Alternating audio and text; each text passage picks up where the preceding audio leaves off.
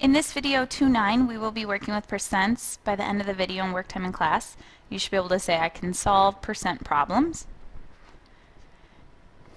Here is the way we're going to set up some of our percent problems. It helps us when we're looking at a percent problem to understand the process, what we're doing to get the answer. By using this proportion, the is and the of, when we look at these percent problems, we always have some part to whole. The is would be the part, the of is the whole, and when we're working with percents, we always know we're working with some value out of 100. So like I was saying, this proportion, it's kind of like a formula here, can help us solve the percent problems. And it'll just, like I said, help you see the process. What percent of 90 is 63? So if we use the proportion method, we see the keywords of and is. The of is like your whole, the is your part. If you look back, is to of. So we're looking at 63 out of 90. What percent? We don't know the percent. It's asking us for that percent, which we know is out of 100. Now if I chose to do cross multiplication, then that would be 90x is the same as 6,300. And if I divide both sides by 90, get 70. So that would be 70% in looking at what 63 out of 90 is. What percent of 90 is 76.5? So once again, I want to use the proportion method. 76.5 is the is. The of would be the 90. And we're looking for a percent out of 100. So if we do cross multiplication, that would be 90x is the same as 7,650. And when you divide both sides by 90, you get 85%. Now there's another way we can look at both of these. In looking at number 1, instead of a proportion method, you can say, well, what percent is my x? What percent of times 90 is 63? And if I divide both sides by 90, I end up with 0.7, which is 70%. And for the second one here, when we're looking at what percent of 90 is 76.5, similar thing, what percent of 90 is 76.5? I could solve this equation by dividing both sides by 90.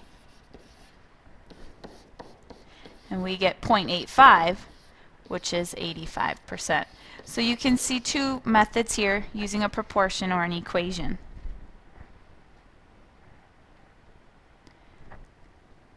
A sweater that normally costs $49.99 is on sale for 25% off. What is the sale price of the sweater?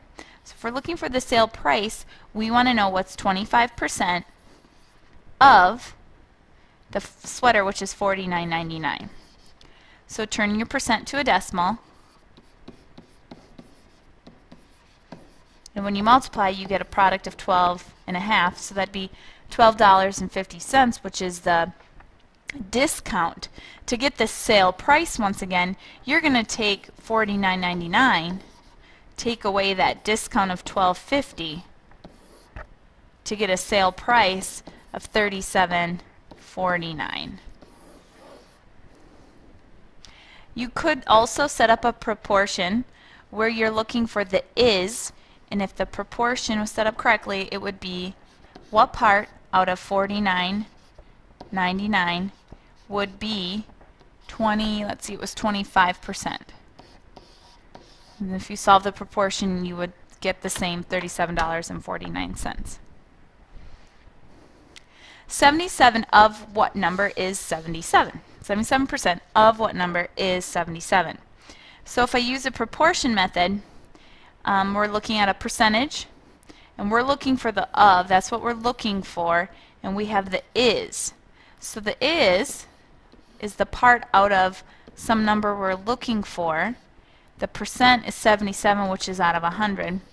Well, we know then that the x, in order for these to be the same, would be 100.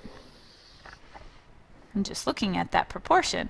If you set up an equation, you would have 77% as a decimal of some number is 77.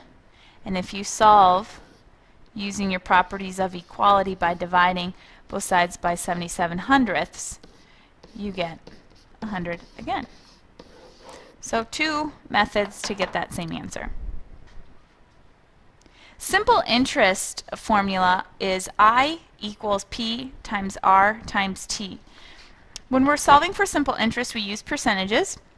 The I is your interest, which is extra money earned on an investment or extra money paid on a loan. The P is the amount of money you invest, or it's the amount of money you borrow. That's called the principal. The R is the interest rate, which is a percent, and you have to convert it to a decimal. If you're saving money, you want a high interest rate. If you're borrowing money, you want a low interest rate. T is for time, how long it's taking you to pay something off, or how long you're investing for. You deposit $650 in a savings account that earns a simple interest rate of 5% per year. You want to keep the money in the account for 5 years. How much interest will you earn? So this is when you're looking at your money growing, your money growing with interest over time. So you're going to use I equals P times R times T. Your interest equals your principal, which in this problem is $650, which is your deposited money, times your rate, your percentage as a decimal, so 0.05, times your T, your time, how long are you investing for, in this case 5 years. And so when you calculate 650 times 0.05 times 5, you get $162.50. So this would be extra money earned on that investment. Can you say I can solve percent problems? Write a summary and reflection and be prepared with any questions for work time in class.